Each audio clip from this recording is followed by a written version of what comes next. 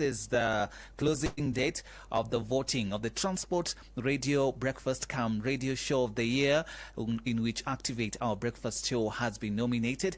And your last vote, what you can do, you can go ahead to africamasharikitransportawards.com. Just click the vote button by scrolling to the Media and Transport category and select Activate Hope FM.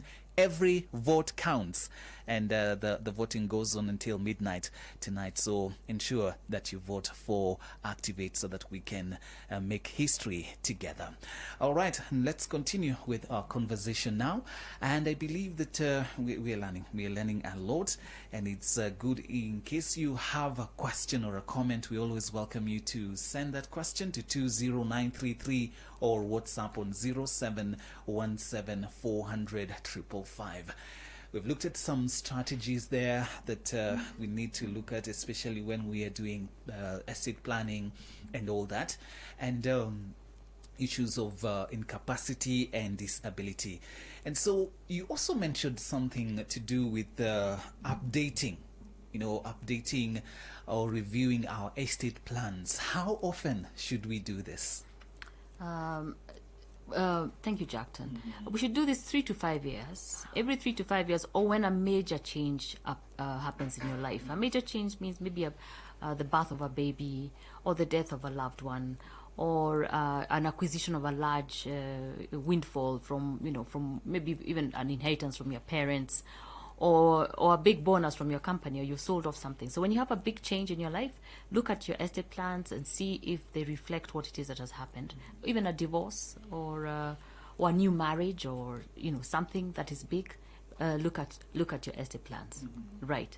Here in Kenya, are there any changes or reviews that have been made regarding estate planning that we should know of?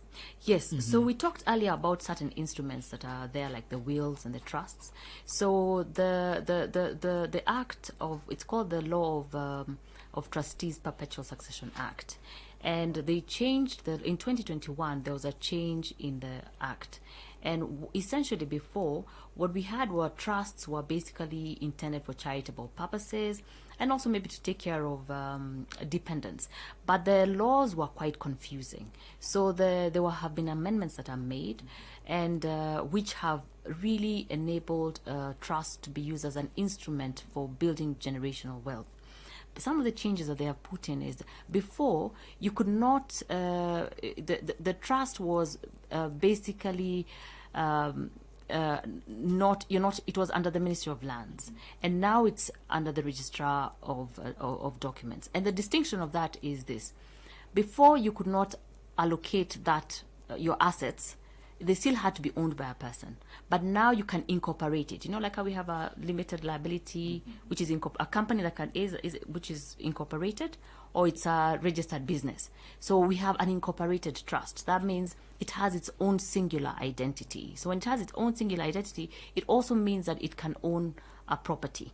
So the changes that came about were to make sure that the family can give the assets to the unincorporated trust, which has an individual identity. The other thing about that is very important about an incorporated trust is that you can make sure that it goes on for a long time, because it's not dependent on people. It's not dependent on an individual dying or them not doing their own will, and then so that there's a lot of confusion where that comes about. The other thing was that there's a time limit within which the Registrar of Documents must register the incorporated trust, which is about 60 days. Before, it could take you from 6 months to X meaning 2 years, 6 years, whenever it is that it was going to go on. But right now, the process has been streamlined, and we are really happy about that as advocates. Yes. Good, you've mentioned that. Now, a person who desires to do all this estate planning and all that, it's advisable that they employ the services of an advocate, of a lawyer, and all that. So what are the benefits then of working with a lawyer when it comes to planning, compared to somebody deciding to do it for themselves?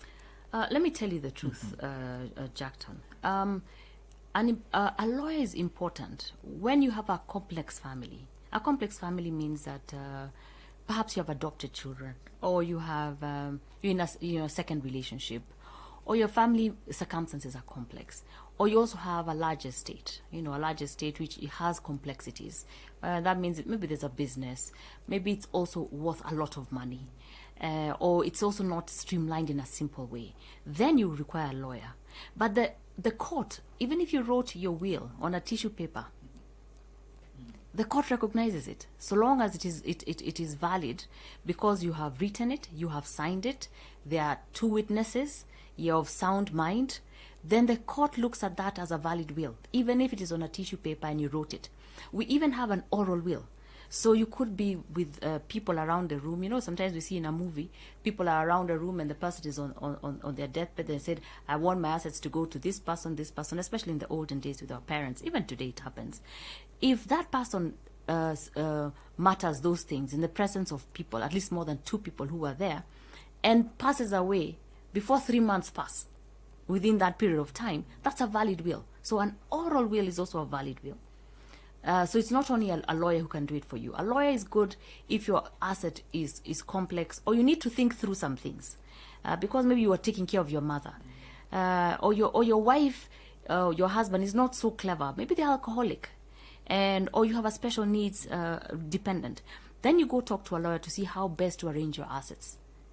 Because not everybody needs that. Maybe, Jackton, you just have one house, one cow, your family loves each other. Then you just write the will by yourself and say, my first cow goes to this first child, the second child, the third child, and also and then the rest of this will go to my wife.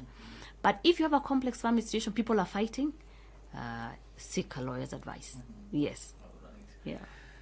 Where is the safest place to place this will and all? Because I think there are some unscrupulous people or people who have ill intent that may try to change a will something. So what would you advise? What would I advise? Yes. First of all, Jackson, let me tell you, I said I am a passionate person for family. Yeah. So if possible, if possible, the best way to do your will is to do it together with your family. That's what it is I really advocate for, so that they can know your plans and of what it is that when you bought that plot in Kitengela, what did you want to do with it? You wanted to build a hotel, or did you want to give it to us so it's the home that makes sure everybody can go there? What do you want to do with it? So if you do it with your family, all the better. But if you can't do it with your family, you don't trust your family, then where do you put it? Yeah. $1 million question. $1 million question. So of course you can leave it with your lawyer. Number two, you should at least leave it with somebody who you trust and love. At least one person. Because if we also can't find your will, then it's not valid, because it's not there. We can't find it. Sometimes if you look through the newspaper, they can say, does anybody know if this person had a will? Because maybe the assets are big and wide, and so people are looking to see if they had a will. So put it somewhere. At least one person in your life knows where it is. So it could be in the bank, security deposit, or it's with their lawyer, it's with your mother, it's with your auntie, whoever it is, or in a place that you keep all your title documents. People keep their titles in a safe place. That place that you keep your title deeds, put it there. But they will find it, because they know that's where your title deeds are. Right. All right. So in your practice, you could share some real-life examples or case studies to illustrate the importance of estate planning and probate. Okay. So I'll give you two examples, Jackson. One example is a case in which a girl who had gotten married, just recently married, had put in, maybe when she just got married, she was diagnosed with cancer and was sick for the next 4 years. When she was sick in the next 4 years, she had her two children just at this, as she was getting sick and all, that's the same time she got her children and her husband. So her husband really had a hard time looking after her, and by the time she passed away 4 years later, her money was depleted.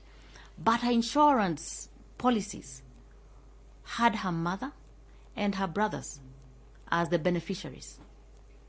So there came in when she passed away, and the husband went to ask his mother-in-law.